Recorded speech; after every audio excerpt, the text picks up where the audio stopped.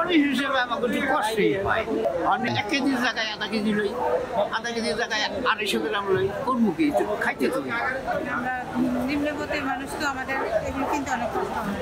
মন চাইলে অনেক জিনিস দেখলেও কিনতে পারি, জিনিসপত্র দামের জন্য পাঠতেছে। কেজি আদা কিনলাম 1 কেজি আদা 280 টাকা, একটু বেশি মনে হচ্ছে। আমাদের যে একটা বাজেট থাকে, এই বাজেট এখন বাজারে যে টাকা নিয়ে আসছি আমি এখন টাকাই মানে আমি শর্ট করে গেছি।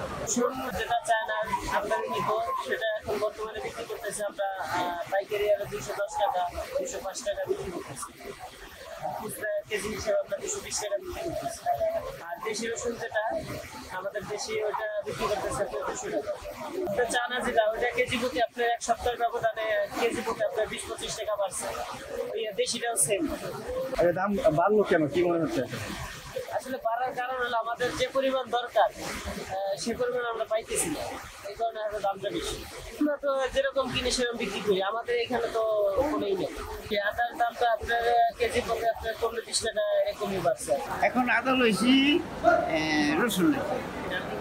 কত দিয়ে কিনেছেন? কিনেছি রসুন হলো 200 টাকা কেজি আর আদা 240 টাকা। বাড়ছে ধরেন গরিব হিসেবে আমাকে একটু কষ্টই হয়। কামাই যেমন কামাই হেরম খাওয়া। আমি তো চকলেট দোকান করি, মনে করেন আল্লাহ আমার 400 টাকা লাভ করি, খাইলে আমি চলি ফিরি। সমস্যা তো হয় স্যার, করবো কি? হইলে এখন করবো কি? আল্লাহ যেভাবে রাখে এটাই শান্তি। হ্যাঁ হ্যাঁ, অনেক 1 কেজির জায়গায় আধা কেজি লই, আধা কেজির জায়গায় 250 গ্রাম লই, করবো কি? খাইতে তো করবো কি? একটু কম কম নেই, আগে যখন বেশি নিচ্ছি একটু কম দাম হলে বেশি নেই। দাম কম করে দিচ্ছি আর কি, আদা রসুন আধা কেজি অনেক খাবার 230 220 এরকম। 2 সপ্তাহ আগে তো 100 টাকা করে 100 টাকা করে কিনেছেন।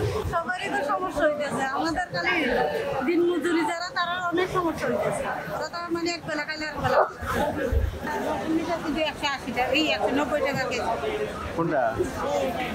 রসুন? হ্যাঁ রসুন। আমার কাছে অনেক কষ্ট হইতেছে, আমরা নিম্নবর্তী মানুষ তো আমাদের এগুলো কিনতে অনেক কষ্ট হয়।